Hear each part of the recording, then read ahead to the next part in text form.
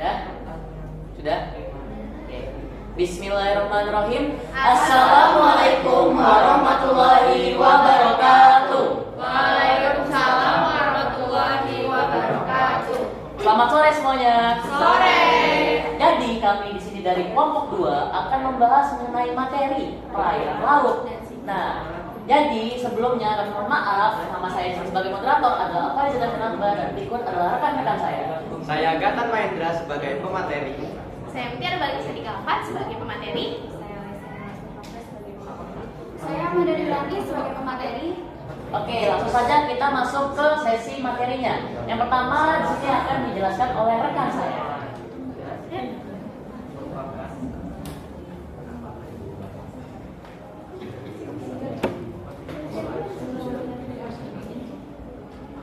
Oke, attention please. Jadi, laut merupakan sekumpulan air di permukaan bumi yang dapat memisahkan dan menghubungkan suatu benua dan pulau dengan pulau dan benua lainnya. Jadi, laut yang sangat luas disebut samudra, dan di bagian samudra itu ada laut. Jadi, samudra dibagi menjadi 4, samudra Atlantik, samudra Pasifik, samudra Hindia, samudra Atlantik. Terus perairan laut merupakan massa air laut yang memiliki kadar garam yang cukup tinggi, yaitu 3,45% dengan luas permukaan laut 3,730 meter. Ilmu mempelajari tentang laut disebut oceanography. Terus dalam laut ini tuh ada memiliki beberapa objek nih. Yang pertama gerakannya, kedalamannya, pasang naik dan pasang turun. Oke. Silakan. Baik, sebelumnya izinkan saya menjelaskan tentang siklus sedang. Sebelumnya apa ada yang tahu apa sih itu siklus sedang? Oke. Siklus sedang itu adalah siklus air yang hujannya hanya terjadi di daratan. Jadi, sedikit flashback, kalau siklus pendek itu hujannya hanya terjadi di laut. Tapi kalau yang sedang itu terjadi di daratan. Tapi kalau siklus panjang itu terjadinya di keduanya, di darat dan di laut. Oke, di siklus sedang ini dimulai dari evaporasi. Yang kita tahu bersama-sama, evaporasi itu adalah penguapan. Penguapan itu disebabkan dari sinar matahari yang terpancar. Jadi ada penguapan yang naik ke atas. Selanjutnya, uap air ini naik ke atas nih. Nah, ada proses kondensasi. Proses kondensasi adalah proses berubahnya dari gas yang awalnya uap ini tadi, dari gas menjadi air atau menjadi titik-titik air. Nah, setelah sudah melalui proses kondensasi itu ada proses adveksi. Yang kita tahu sama-sama, proses adveksi itu adalah pergeseran secara horizontal. Nah, jadi setelah ada proses kondensasi dia bergeser. Jadi melewati proses adveksi itu tuh ada pergeseran secara horizontal. Ini bisa dilihat ya, ada warna agak hitam. Nah, proses ini akan terus menerus. Nah, terus menerus dan awan itu memiliki titik jenuh. Semakin lama uap air yang ia tampung, dia juga memiliki kapasitas. Jadi tidak bisa tuh kayak misalnya kalau misalnya dia kapasitasnya tidak mencukupi lagi, dia pasti akan menurunkan titik-titik air tersebut yang biasa dibilang dengan proses presipitasi. Nah, atau hujan. Nah, di sini ada yang namanya runoff. Runoff itu ada yang tahu nggak? Kalau nah, runoff itu bukan jatuhnya hujan, tetapi air yang mengalir ke daratan yang lebih rendah. Nah, ketika air hujan ini jatuh atau presipitasi jatuh, dia akan runoff, dia akan mengalir ke daratan yang lebih rendah dan kembali lagi ke lautan. Begitu juga seterusnya. Dari evaporasi, kondensasi, adveksi, presipitasi dan juga runoff. Oke, terima kasih Balkis atas penjelasan materinya. Dan materi selanjutnya akan dijelaskan oleh Gatan Mahendra. Untuk waktu dan waktu. Baik, terima kasih Davi. Kemudian saya akan menjelaskan klasifikasi laut. Klasifikasi laut yang pertama ada klasifikasi laut berdasarkan proses terjadinya.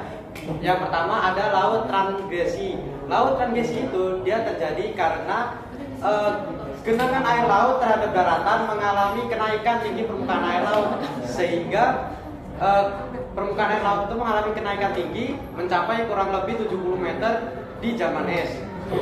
Kemudian ada laut ingresi. Laut ingresi adalah laut yang terjadi karena gerakan dasar laut mengalami penurunan. Oh ya, yang pertama tadi itu contohnya laut Arab dulu. Kemudian yang kedua ini contohnya adalah laut Flores. Kemudian ada laut transgresi. Laut regresi adalah laut yang terjadi karena menyempitnya laut pada zaman es dan mengalami penurunan permukaan air laut. Contoh dari laut itu adalah Laut Banda dan Selat Makassar. Kemudian ada klasifikasi laut berdasarkan letaknya. Laut berdasarkan letaknya, yang pertama adalah laut tepi. Laut tepi adalah laut yang terletak di tepi benua dan berbatasan dengan deretan pulau-pulau. Contohnya ada Laut Jepang dan Laut Cina Selatan. Kemudian ada laut pertengahan. Laut pertengahan adalah laut yang terletak di antara dua benua. Kemudian ada laut pedalaman. Laut pedalaman adalah laut yang terletak di dalam benua. Dia terletak di tengah-tengah benua gitu. Kemudian ada klasifikasi laut berdasarkan kedalamannya. Yang pertama ada laut litorel. Laut litorel adalah laut dangkal. Dia batasnya sampai 200 meter. Nah, saat di kedalaman 200 meter itu dia masih termasuk laut litorel. Kemudian ada laut netorik. Laut netorik adalah laut yang batasnya itu dia 200 sampai 2000 meter. Dan di saat batas itu dia termasuk laut netorik. Kemudian ada laut batial. Laut batial adalah laut yang terletak di antara 2000 sampai 5000 meter.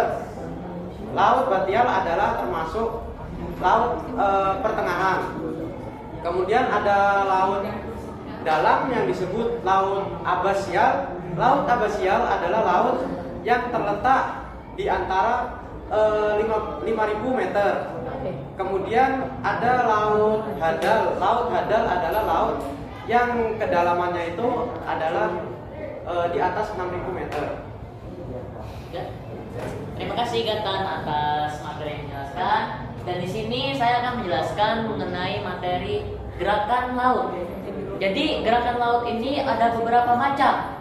Contohnya, yang pertama itu ada gelombang laut, yang kedua itu ada arus laut, dan juga yang ketiga itu ada pasang naik dan juga pasang surutnya air laut. Nah, di sini saya akan menjelaskan mengenai yang pertama, yaitu adalah gelombang laut. Kalian semua pasti tahu lah gelombang laut itu apa. Ya mungkin nggak tahu kan. Contohnya itu seperti ombak. Nah, jadi bisa kita simpulkan ya semuanya, bisa kita definisikan bahwasanya gelombang laut atau bisa kita sering temui adalah ombak, itu adalah proses turun dan naiknya permukaan air laut atau meluap air laut. Nah, mengapa hal itu bisa terjadi atau mengapa hal demikian itu bisa terjadi? Yang pertama itu ada faktor dari kecepatan angin. Nah, jadi semakin cepat arah angin itu lewat gitu ya, semakin cepat atau semakin tinggi arah anginnya, itu maka akan menyebabkan permukaan air atau molekul air itu semakin volumenya itu semakin naik. Dan kebalikannya, jika arah angin itu semakin rendah, maka permukaan air atau molekul airnya itu semakin rendah pula. Nah, tidak hanya itu juga bisa disebabkan oleh faktor, yaitu adalah faktor endogenik yang disebabkan oleh gunung berapi, mungkin karena letusannya atau sebagai macamnya, yang menyebabkan getaran di bawah dasar permukaan lautnya, yang menyebabkan airnya bergetar dan juga menyebabkan perbedaan permukaan yang ada di air laut. Nah, itu. Yang kedua, di sini saya akan menjelaskan mengenai sebelumnya. Jadi gelombang laut itu memiliki dua macam. Ada yang arahnya gelombang laut itu hanya lurus saja, ada juga yang arahnya itu tidak horizontal atau ke atas. Nah, dan yang kedua, di sini saya akan menjelaskan mengenai arus laut. Jadi arus laut kalian juga udah pasti tahu lah ya kan. Simpelnya kita definisikan sebagai begini saja. Arus laut itu tentang molekul air yang berpindah dari suatu wilayah ke wilayah lainnya atau berjalan begitu saja. Nah, arus laut ini mengapa bisa demikian terjadi? Nah, itu ada beberapa faktor yang menyebabkan arus laut ini bisa terjadi. Yang pertama adalah arah angin yang tetap setiap tahunnya, yang dimana itu ada dua. Contohnya sebagai berikut. Yang pertama itu ada angin pasat dan juga angin barat. Dan juga arus laut ini memiliki beberapa macam dalam not ya yang ada di Indonesia, atau bisa dibilang arus laut yang ada di Indonesia. Yang pertama itu adalah arus angin muson, yang kedua itu ada arus konveksi, dan yang terakhir yang ketiga adalah arus pasang naik dan juga pasang surut. Oke. Dan yang terakhir di sini saya akan menjelaskan mengenai pasang naik dan juga pasang surutnya. Nah, kalian pasti sudah pernah dengar yang namanya pasang naik dan juga pasang surut dari air laut. Karena kalian sudah pernah belajar di SD ya sebelumnya. Jadi simpelnya pasang naik dan pasang surut ini itu disebabkan karena gaya gravitasi bulan pada malam hari itu cukup kuat. Nah, karena gaya gravitasi ini permukaan air laut ini bisa dibilang simpelnya ya, itu tertarik. Maksudnya itu jadi permukaan airnya atau molekul airnya itu jadi volumenya menaik atau semakin tinggi permukaannya. Nah, itu gimana namanya? Namanya? Jadi ada macam-macamnya ya pasang surut dan juga naiknya air laut ini. Yang pertama itu ada pasang purnama, yang kedua itu ada pasang perbani. Oke, ya. Ya, selanjutnya ada jelaskan oleh Alex. Di dalam reliefnya ini ada paparan benua, lereng samudra dan dasar samudra, dan yang keempat ada dedep, ada cekungan-cekungan yang sangat dalam di dasar samudra. Terus ada amo, yaitu suatu wilayah yang dapat memisahkan suatu laut yang dapat memisahkan wilayah-wilayah yang dangkal. Terus ada pematang samudra, itu tuh suatu wilayah yang berbentuk sepanjang zona. Kemudian ada gunung laut, gunung yang ada di dasar laut. Ada buyut, yaitu suatu gunung berapi yang memiliki puncak yang rata. Dan atlot adalah suatu laut karang yang berbentuk cincin yang sangat besar. Di sini saya akan menjelaskan mengenai kualitas air. Nah, kualitas air itu ada beberapa komponennya. Yang pertama itu ada salinitas air, yang kedua itu ada suhu dan temperatur air laut, yang ketiga itu ada warna air laut, dan yang keempat itu ada organisme laut. Nah, yang pertama itu ada salinitas air laut. Nah, salinitas air laut ini merupakan kandungan garam yang terdapat pada air laut. Nah, kandungan garam-garam utama yang ada pada perairan laut itu yang pertama itu ada natrium klorida, ada magnesium klorida, magnesium sulfat, kalsium sulfat, dan juga kalium dan sebagainya. Nah, terus apa sih faktor-faktor apa aja yang menyebabkan salinitas air ini berbeda-beda? Itu yang pertama itu ada besar kecilnya penguapan, yang kedua itu ada banyak sedikitnya curah hujan, yang ketiga itu ada banyak sedikitnya air tawar yang masuk ke dalam laut, yang keempat itu ada banyak sedikitnya cairan es yang masuk ke laut, dan yang kelima itu ada arus laut. Yang kedua itu ada suhu atau temperatur air laut. Nah, suhu atau temperatur air laut ini di setiap lautan di Indonesia ini tuh berbeda-beda. Nah, faktor-faktor apa saja yang membedakan itu? Yang pertama itu ada letak lintang geografis, yang kedua itu ada besar kecilnya pemanasan matahari, dan yang ketiga itu ada keadaan angin. Nah, yang ketiga itu ada warna air laut. Nah, warna air laut ini berbeda-beda tergantung dengan kandungan yang berada di dalam air laut tersebut. Nah, laut ini biasanya itu berwarna biru, namun dikarenakan kandungan yang berbeda-beda maka warnanya itu akan berbeda-beda.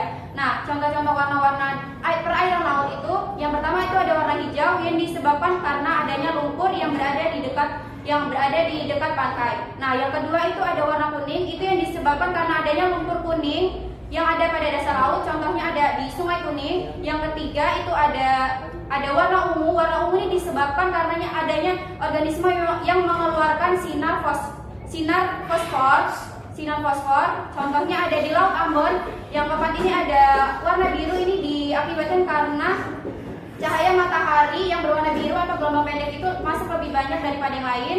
Yang kelima itu ada warna merah. Warna merah ini diakibatkan karena adanya ganggang yang mengeluarkan sinar yang berwarna merah. Kemudian ada laut yang berwarna putih. Laut yang berwarna putih ini karena permukaannya itu ditutupi oleh es. Kemudian ada laut yang warnanya hitam. Warna hitam ini diakibatkan karena adanya lumpur hitam yang berada pada dasar laut. Nah, kemudian ada organisme laut. Nah, organisme laut ini dibagi menjadi 4. Yang pertama itu ada plankton. Plankton ini merupakan gabungan dari jasad-jasad sisa tumbuhan dan hewan. Nah, plankton ini tidak bisa bergerak, namun dia mengapung di permukaan air. Yang kedua itu ada phytoplankton. Phytoplankton ini merupakan plankton jenis tumbuh-tumbuhan yang dia tuh berada pada kedalaman kurang lebih itu 100 meter karena dia membutuhkan udara untuk cahaya matahari untuk fotosintesa. Kemudian yang ketiga itu ada nektar. Nektar ini merupakan binatang-binatang yang dapat bergerak di dalam air. Contohnya seperti ikan, cumi-cumi, gurita dan sebagainya. Kemudian yang keempat ini ada bentos. Bentos ini merupakan organisme yang terikat di dalam air laut. Nah, bentos ini dibagi menjadi 2, yaitu bentos yang merangkak di permukaan air laut dan yang kedua itu ada bentos yang menempel pada permukaan air laut. Kemudian saya juga akan menyebutkan manfaat-manfaat dari perairan laut. Itu yang pertama itu ada di bidang perikanan untuk budidaya perikanan. Yang kedua itu ada di bidang pertanian seperti budidaya rumput laut untuk kosmetik maupun untuk pembuatan agar-agar. Yang ketiga itu ada sumber mineral seperti fosfat, garam dan sebagai bahan baku untuk obat-obatan. Yang keempat itu ada sebagai sarana olahraga dan tempat pariwisata. Yang kelima itu ada sebagai sarana transportasi. Kemudian ada sebagai pertahanan dan keamanan, sebagai sumber bahan tambang dan sebagai wahana konservasi alam. Oke, dan sekian merupakan presentasi kami mengenai perairan laut. Kami di sini akan membuka sesi tanya. Cukup. Oh, cukup. Oke. Terima kasih. Oke, jika kami ada salah kata kami mohon maaf. Ya. Oke. Jadi dari materi yang disampaikan oleh teman-teman saya tadi, berarti bisa kita simpulkan perairan laut adalah permukaan air yang memiliki salinitas atau kadar garam yang sangat tinggi. Oke. Dan sekian merupakan presentasi kami mengenai perairan laut. Jika kami ada salah kata kami mohon maaf. Dan di sini kami izin untuk undur diri. Kami akhiri. Wabillahi taufiq wal hidayah. Wassalamualaikum warahmatullahi wabarakatuh. Bang laut, bang. Apalagi yang belum tampil. Oke, sekarang yuk. Iya. Itu masih ngerekam ya? Kiss. Kiss.